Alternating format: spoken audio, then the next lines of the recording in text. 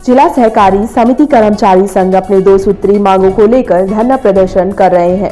पूरा मामला राजनांदगांव जिले का है, जहां मोहला मानपुर और खैरागढ़ जिले के कुल 149 धान खरीदी केंद्र प्रभारियों द्वारा अपनी 2 सूत्री मांग, जिसमें धान में सुखद लागू करने और प्रासंगिक व्यय व सुरक्षा निधि में वृद्धि करने की मांग सरकार से की है। जो मांग है 2 सूत्री मांग, उसमें तो प्रमुख रूप से वही है कि शासन जो है धान में सुखद लागू करे और प्रासंगिक व्यय और सुरक्षा व्यय में वृद्धि करे।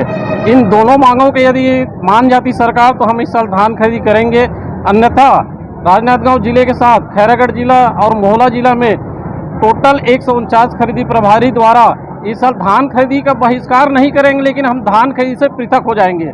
इस तरह बोला जाए कि सहकारी समितियों द्वारा धान खरीदी नहीं किया जाएगा और हम कहेंगे कि जितने भी विभाग है उनसे शासन अपना धान खरीदी करवाए, यही उनसे हमारा अपील है। और हम तो चाहते हैं कि सहकारी समिति के कर्मचारी और सहकारी समिति किसानों का ही समिति है।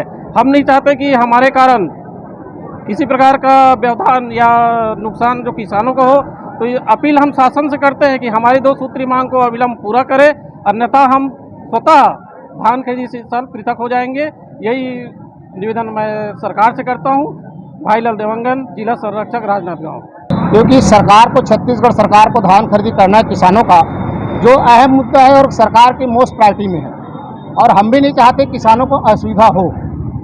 और धान खरीदी करने से किसानों के में खुशहाली आई है और उसके लिए हमारी संघ की तरफ से सरकार को हम धन्यवाद भी ज्ञापित करते हैं।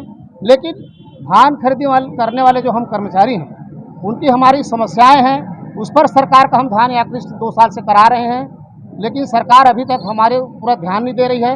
हमारा ये मांग है प्रमुख रूप से कि धान, मैं तो ये कहता हूँ कि हमारे जो प्रदेश के मुखिया हैं आदरणीय भूपेश बघेल जी, जो स्वयं किसान पुत्र हैं, और जितने भी हमारे यहाँ पर जो नेता हैं और अधिकारीगण भी है वो भी किसान से संबंधित है, क्या उनको नहीं मालूम कि धान को सुखद नहीं आता? स्वाभाविक रूप से जो धान हम लोग खरीदी करते हैं 17% नमी में हमको खरीदी करना रहता है, और वो धान जब हम परिवहन कराते हैं उसकी नमी जो है मॉइस्चराइजर है वो 10 से 12% तक आ जाता है, और कई प्रकार की वर्षा, चूहों से, कीट से, तो धान में ये जो नुकसान होता है उसके लिए पिछले साल जो 21-22 की खरीदी में जिला प्रशासन की तरफ से, फूड विभाग की तरफ से सरकार के नाम लेकर के हमारे ऊपर इतना दबाव बनाया गया, जिससे हमारे एक मोहल्ला के जो कर्मचारी साथी को हमने खो दिया, उनको ब्रेन हेमरेज हो गया, उनकी मृत्यु हो गई।